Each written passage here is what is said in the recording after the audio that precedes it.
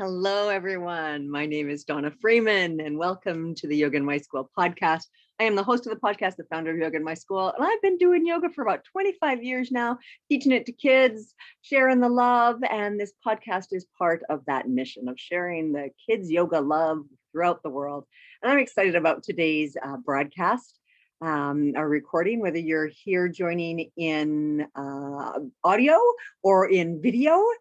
We're happy to have you, and we hope, and I know that you will find great value in today's conversation. I'm excited about it because we have SonJoria Sydnor joining us from, Our Families Doing Yoga is her book, and Black Kids Do Yoga is her Instagram handle, and that's how I found her, via Instagram. You'll notice that there's kind of a theme going on in many of these podcasts lately, that I'm reaching out to a lot of people by social media. And I'm loving the work that is happening in the social media kids yoga community. It's really cool to see so many passionate individuals finding their niche and sharing their story. And that's what we're excited about to talk about today. So SonJoria, can you tell us a little bit about your story and how you got to be doing what you do? Yes, I am happy to share. As Donna shared, my name is SonJoria Sydnor, and I found my practice of yoga. Like a lot of people, I dived into yoga a little bit, not really anything consistent, but took a class in high school, a couple of classes here and there in college, and throughout my life, there's been a class here or there. But I found my consistent practice of yoga after I started to not feel myself during and after the birth of my second child. Um, at the time, I had no idea what was going on with me, but I knew that I did not feel myself. And that's when I started to search for something that would help me to ground. And I found the practice of meditation and mindfulness at that time was what I needed. And from there, it grew into asana practice. And my children, because I was a mom of two at home with, I was working outside of the home as well, but most of my time was spent at home. If I worked part-time, so most of my time was spent at home with those two children. And they were able to see pretty much everything I do. Like I was sharing with someone the other day, and we talked about how, like, even if you watch what you do, kids still see everything. So they pick up on everything. And so they noticed, and they wanted to become involved with my practice, just like any unhealthy habits that they watch those healthy ones as well. And so I was trying to figure out how to help them, because at the time I was not a yoga teacher. I worked with children and I had two of my own, but I didn't know a lot about teaching the practice of yoga to children. So I searched on social media, I searched YouTube. We look for books. I'm an educator, so books are always our go-to. We go to the library and we find a book about it. And at that time, we couldn't find any. We found several, and we have several in our library that we love, but we couldn't find any that showed faces like my children, faces like myself that liked yoga or that were doing yoga. We couldn't find that on YouTube. We couldn't find it in books.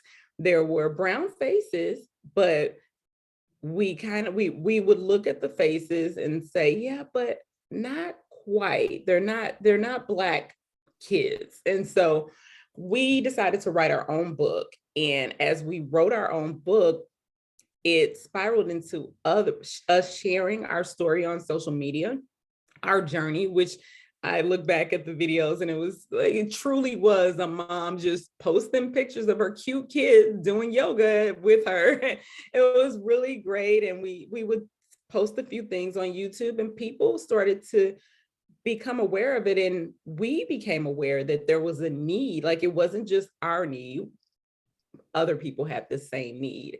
And so that's where my practice of yoga started. The journey started for myself, but it spiraled into my children needing it, I'm needing it. So it's a family yoga thing. Yeah, I know that for me, when mine were little, that was a huge impetus. My first yoga class that I really taught was to my son's kindergarten class, my first kids class. Right, Yeah. I was volunteering in his kindergarten class, and they had a sub that day, so they all went down to the gym, and the sub thought the phys ed teacher was going to take over for her, so she was just like, "Yay, I got the next half hour, I could just chill out." Well, no, it's her responsibility in the gym. And so we walked into the gym, and there's like 25 kids running around the gym yelling. And she looks at me like in abject terror. And I said, "Do you want me to do yoga with them?" And she's like, "Please, please." That was So we awesome just for her, gathered together, definitely. right in the middle of the gym, everybody on that circle that's in the middle of the gym. And we went to the zoo, right? And all the kids came up with ideas. And that was my first like formal kids yoga class that I taught. Yeah. I'd done yoga ever since I was pregnant with him, and Uh-huh. become a teacher and all of that. And as an educator, you share it with your kids at home and do all of this. And I had been doing that, and even running like kids yoga camps, and just kind Yeah. of bring your kids over, we'll play a little bit. But that Yeah. was the big push. And it's amazing how so much of our lives is determined by the needs of our loved ones. Yes, yes, that is so true. Yes, I agree. All right. Now, one of your big focuses is sharing yoga with your family. And that's your book, Our Families Doing Yoga. And I love to see the pictures of your family doing yoga. And I talked to you about, even seeing your husband doing yoga with you guys and all of that. Like, that is so cool. But why is it so good for the family? So yoga is important for the family because it offers a bonding experience that the family can share. It's a way for them to strengthen their um, healthy relationship and healthy ways of just managing throughout life. And if you're sharing that as a family, your family is like the foundation of your life, right? A lot of the things that we go on to do is either represented of what you're taking from that foundation or what you hope not to take from that foundation. But so that's why it's important, because it's a way for you guys to share this healthy experience that you can take throughout the rest of your life. So that's one of the main reasons. Um, yeah, that's mainly why it's important, but it offers so many benefits. It offers those benefits of coping. It offers benefits of just knowing yourself and knowing your triggers. It's the awareness piece that's really important. So yeah. Fantastic. And I know from doing yoga with my kids and my husband that there are some challenges when you have various ages and all of this type of thing. So, what are some of the challenges that you faced so far practicing together? So there's a couple of challenges. One of the challenges that I will share is family yoga at home, like true family yoga. We have our family yoga classes, right? My family practice looks nothing like my family yoga, like my true family yoga. No, there's typically my daughter's doing flips and around, and like it doesn't always look like you're like, I'm gonna bring family yoga into my space so that everyone can be more calm and more zen. And this is like why I'm gonna do family yoga. Well, throw that away, because that is not necessarily what you'll see when you're doing family yoga. There's going to be so many different ways, and there's so many benefits to it. Like my daughter, she's very bendy. She's a very bendy girl. So she enhances that with her family practice. That's the thing that she's always doing. She's always twisting herself up in knots and bending and those things. Then my son, he has a lot of anxious feelings that he's aware of. So in his family practice, I noticed that concentration on a pose and trying to tackle that pose and accomplish that pose. That's where he is. He's focused at all times. And my baby's there. She's just here for the party. She's 2, almost 3, but she is down. She loves yoga. She loves it. Everyone's around her. So our practice looks different because throughout the day, we're working on breath. So we homeschool. So we definitely focus on some asana and breath during the morning. We end our day in breath. So those are my main goals. So as a family, those are my goals. And I think that's how it comes when you're talking about family yoga. Each family is different. That's the other thing. So what is your focus for your family? And for my focus, I want them to know that their breath is always with them. When they're out and they're having those anxious feelings or those angry feelings, your breath is always with you. So being able to always focus on that. And then we do yoga games like you would in a classroom, but maybe Friday night is game night. And I make sure to include some yoga games into that. So it looks very different than it would in a classroom. There's no, we start like this and we end like this. No, it's throughout the day, and mindfulness and reminders, reminding them, where's your breath? Or maybe you should try this, or could you try this? And typically it works different. Like in the middle of a tantrum, my child's yelling, I don't like yoga. But then she'll come back and she's like, yeah, I remembered my dinosaur book, and it helps me to remember to do my dinosaur breath. I'm like, well, if that's the way you correlate it, as long as you found your breath, right? Mama did not tell you to do yoga. So yeah. I love that. I love that you're considering the individual attributes and needs of each one of the people. And the other is you're just taking the opportunities throughout your day. Like there is, there's some structure to it. You're, beginning and end of the day, you're trying to find these touchstones, but really it's just navigating life and trying to remember these mindful moments and moments of movement that will assist each one of us, each one of individual in your family to be calm and present and all those wonderful things. And you're just kind of like we're all doing the best we can with what we've got. Yes. And family is the wonderful experiment of that. Right. So I love that. Right. That's fantastic. It's like, what are the challenges? Daily life. That's the challenge.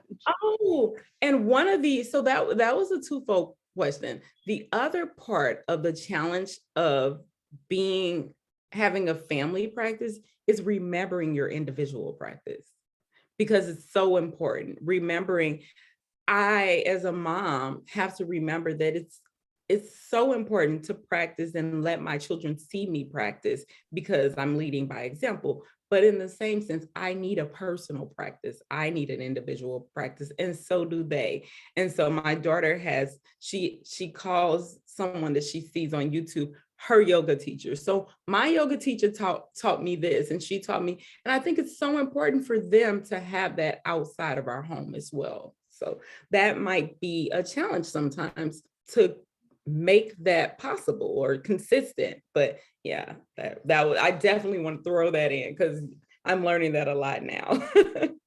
I love that, especially because your kids are getting older, that they have their own teacher, that it's not just you. Remember, my kids would do the same. Or I would get product or whatever, and someone would call a pose differently than what I called it, right? Which is what we do in kids yoga. Yeah. And they were like, no, mom, this is called this pose. I was just like, I stand corrected. Thank you very much. Yeah. Yeah. But it was so cute when my 4-year-old would roll out her mat and she would lead the class. Yes. And it was like, okay, yeah, we're at your class today. And it's just so wonderful to see them take ownership for that.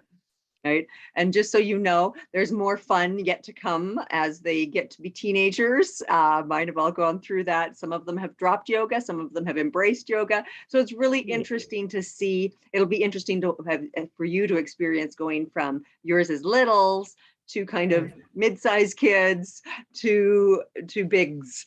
And Yes. it's a fun Yes. journey. Yes, I'm excited. I was going to ask how old your kids are. So they've definitely transitioned out of high school. They're adults Yeah, now. I've got, my oldest is 24 and my youngest is 17. She's graduating Okay. this year. So Yeah. two of them are registered yoga teachers and two of them are like, yeah, yoga. So it's like, great, you're on your own journey. Yes, it is. And being able, and that's one of the things that I love so much about yoga, though, is that my hopes and my dreams, and I know that it doesn't always work out the way we want, but my hopes and my dreams is that years from now, when my children have children, I'll be able to take a yoga class with my grandchildren. And it's like I'm hoping it'll be a practice that will come for generations. And whether they decide to like have a consistent practice or just attend a class every once in a while for bonding with mama, like that'll be like the goal. That's like the ultimate goal, is that we can continue this relationship through the practice of yoga. Yeah, fantastic. So it's kind of talking about your family at home and how you work that. Do you have any tips for yoga instructors who are teaching family yoga classes in studio? Because it's going to be vastly different, as you said, of like a more formal scheduled time and all that kind of stuff. Yeah. So as a parent thinking about entering a family yoga class, I would say just make it fun, as we all do with kids' yoga classes. Make it fun. Make sure you're including the parents. But one of the key points that I would like to share is that as you would pitch your yoga class to a school that you're trying to get into or a community, pitch it to the parents. They are bringing their kids, and sometimes they're bringing their kids thinking, I'm just bringing them for this joyful playtime. They just need to burn some energy, or yeah, we just need, explain that, yeah, they're here to have some playtime because that's what family yoga, kids yoga is about. We're gonna have fun, but there are so many great benefits to it as well. And I think that knowing the benefits that will help the parent, because we're wired a little different when we become older, and we're like, well, what is this serving? And if it's just serving for us that they're going to burn energy, or this is just something for us to do because we don't have anything else, then it may not become a part of their lifestyle like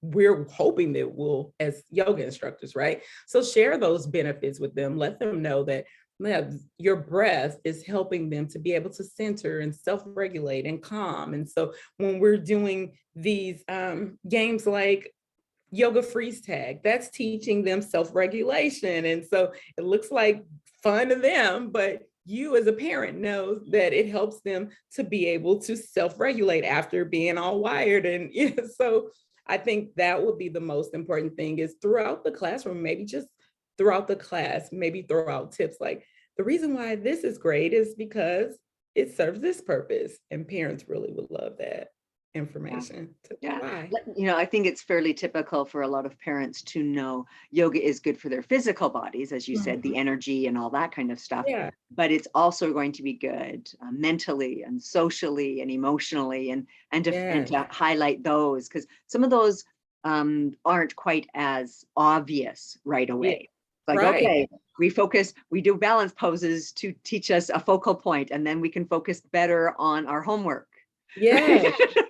Yes. And those are the things that parents need. I mean, before when I took my certification, it was a couple of years before I became certified as a yoga instructor for kids. And so still, as a certified yoga instructor, I was doing yoga at home with my kids, and I was thinking, yeah, these games are just keeping them involved. I still didn't know before I took kids yoga trainings why those were important. I was doing all the right things, but had no idea why. So yeah. Yeah. Well, and that's the other thing. If you're going to be teaching family yoga, make sure that, and kids yoga, make sure that you're trained. Like, yeah, the specialty training is valuable. it really is. It really is. Yes. Fantastic. Kind of switching gears here a little bit. In social media, one of your principal messages is representation. As you said, when you were, it was like one of the main Yeah. pushes for you to write your book and have illustrations of your family doing yoga so that other people could see a Black family, all individuals, all ages, actually doing yoga. And Yeah. so, why is it so important, do you think, to share these stories and pictures of Black individuals, kids, and families practicing yoga? So I believe that is important. Like, so when you're thinking about representation, representation for all is the sense of belonging, right? And specifically for us and Black families, being able to understand that we belong in this space, this yoga is for us as well. So being able to come into a yoga studio and see a picture of a Black mom, a Black dad, or and Black kids doing yoga amongst all the other pictures that you may see lets me know, okay, this practice is for me. This is something that I can do. And then it's important for those outside of the torrid area because it creates these windows and it lets them know that this practice, one, is for everyone. It's not just for white individuals. And for two, it can look so different. So it gives them the insight into the experiences of others that they may not have. And so that's why I think it's so important because it gives that sense of belonging, but it also gives insight. I love that. Yeah, I really love that sense of belonging and being able to see yourself in the practice, Yeah, and yeah. therefore you can step into it. If you can't even Right, see yourself there, it's like I don't belong here. right, right. All of that. Yes. Love it. So there are a lot of racial disparities in health and access to care. And how can yoga help bring wellness to all people? That question, that's a really good question. And I believe that it targets back to what we talked about earlier is that sense of awareness, that sense of awareness. When I am aware of how my body feels when I'm healthy versus when I'm sick, when I'm aware of how my body feels when I'm tired versus when I'm rested, a lot of, especially in the Black community, a lot of adults don't know what it feels like to have a rested body. We're always on the go. We're working so hard and we're taught and we're trying to unlearn those things, but we're taught that if you're not doing something, then you're not making your imprint on this world and you're basically not serving your purpose. And so we're constantly not knowing that this is what it feels like to be rested. So if you're not aware of how your body feels, then you're not aware of when you're not doing well, right? And so I believe that the practice of yoga teaches that awareness. And then when I can be aware of what it feels like when I'm not at my best, then I can be aware of, okay, this is a time that I need to tune into something that's going to better support me. Or even if it's illness, now I can be more aware and be more confident that I can go to my provider and advocate for myself for what I need and turn down what I don't think I need. I had a friend recently who she's been teaching and she isn't Black, but this is my hopes and dreams for the Black community. She's been practicing yoga for years and she went to her healthcare provider and they kind of diagnosed her without enough conversation around it. And she got home and she was like, yeah, that could be valid, but I'm not feeling that. And because of her awareness of herself, she was able to say, you know what, I just think I need to rest. I need some sleep. And she got a good night's sleep for a couple of days and she felt totally different. And she said, I really hate that the conversation wasn't happening before my provider diagnosed me versus we go into and when I say we, I mean the Black community. We trust or don't trust. So it's like double folded. If we're trusting, we're going into this medical establishment and we're trusting that they're going to tell us what's right, even if what we feel inside is telling us something differently. And I want us to be aware of, yeah, trust your instinct, trust your intuition. And then the other side of that is so much has happened in the healthcare that many of us don't even trust the provider. So we're not even going to go in and seek the help. But maybe if we had that awareness of, you know what, I'm going to go in here and try to get support, but know that if it doesn't feel right to me, then I can say no.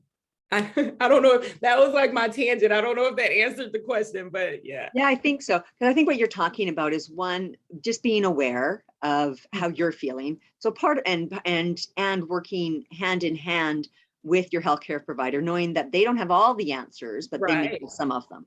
Yeah. And so for me, part of that is having a baseline. Like when you're feeling good, you should probably go into your healthcare provider and establish that baseline. It's like, okay, this is me feeling good. Like, what are my numbers? Can we just do like a physical? This is me. And then you knowing your baseline, like yoga teaches you to know your personal baseline. Yes. Right. And then it's like, okay, and now through your meditation practice, through your yoga practice, through having that in your daily life, you can kind of feel, I'm feeling off. Like something might not be right here. So then you can go back and kind of talk to them and they're like, well, maybe it's this or maybe it's that. And yeah. And last spring, I visited numerous doctors for a healthcare thing and I wasn't liking what some of them were telling me. I was like, no, like, can't you just figure it out? And so I kept kind of going to different practitioners and finally we figured it out. But it took, the first answers were, just manage the pain. I was like, I don't like that answer. That's not a good enough answer. So it was going back and saying, no, that's not working for me. Yes. And sometimes it takes that, right? But if we don't even know our baseline, then we may not even realize there's a problem. Yeah. Mentally or physically. Precisely. Exactly. All right. Now, yoga in North America and in the West is primarily viewed as an activity for rich white people. That's the viewpoint. And it is changing, thank goodness. But how can we begin to address the inequalities and invite more diversity into our yoga community? I believe that will start with being aware of the images that you're presenting in your yoga classes, in your yoga studio. When I first began practicing yoga, of course, my practice started at home. But as I was looking to transition out into different spaces, I can tell you without a doubt that I paid attention to what the space felt like when I walked in. Did I see images of people that looked like me? Did I feel like the instructor or the owner of this business had me in mind when they created this space? So if I'm walking into a space, funny story, my friend sent a screenshot of an event that she was thinking about attending, and it was a yoga event, and the whole concept of it looked really, really like it would be fun. But I said to her, yeah, this will be fun, but we'll definitely be bringing the culture, right? Because if you looked at the screenshot, there was no representation of, there were at least 4 or 5 ladies on this flyer, and not one was a woman of color, not one was a man. And I'm like, clearly they had a picture in their head of what they were expecting to show out or what they expected this event to look like. And practicing yoga prior to even going into these spaces, I was very aware of what felt good to me. And so creating those opportunities for people, representation, again, we're back there into your spaces, being inclusive in those ways. And then another thing, one of my favorite things about practicing yoga outdoors is that outside is for everyone. Like I can come here and I don't feel like I don't belong. So I'll go to a park yoga event. Those are usually the events that my husband will attend with me. And even my son now will ask questions like, I'm like, do you want to go to yoga with me on Thursday? And he's like, where are we going? Like that's his question. Like first he wants to know, where are we going? And then if he knows that it's a place that he feels safe, a place that he feels that he's invited into, then he'll go with me. But if I say a space that he's not really sure of, then he'll say, no, I'll stay at home. Like, so being able to create those environments, those spaces that are maybe outside of your typical yoga class and maybe not always inside the studio. We have studios, but then we have parking lots, we have grassy areas across, maybe offer it. And then thinking about the times that you're offering it. Like, so if you're offering a mommy and me class or what is it, a mini and me class, if you're offering those mini and me classes, are you always offering those classes during the day when most moms that are home from work are there? Or do we take into account that sometimes moms have to go back a little earlier and their child might not be crawling yet, but I'm already back at work. So can I get a mommy and me class or a mini and me class at a time maybe later in the evening before, or just thinking about, or maybe on a Saturday, so thinking about those things. Yeah, that, both parents or single parents, they have to work. Yeah. And so if we're only offering our toddler classes or whatever during the day, Yes. that is limiting to someone who is able to stay home with their child. Yeah, right. I love that. I love that awareness. And some people are like, oh, I never thought of that. Like, yes, well, welcome. Every family comes in different dynamics and different ways of representing, and we need to try to accommodate as much of that as possible. I love that. Yes. So much. All right. So for our community who are thrilled and have fallen in love with you through our conversation, how do people get in touch with you and where do we find your amazing book? Oh, yay. So I love my book too. Like I'm a little biased, but not really. It's really a great book. So if you don't have it, you definitely want it. It is available at our website, which is www.ourfamilies,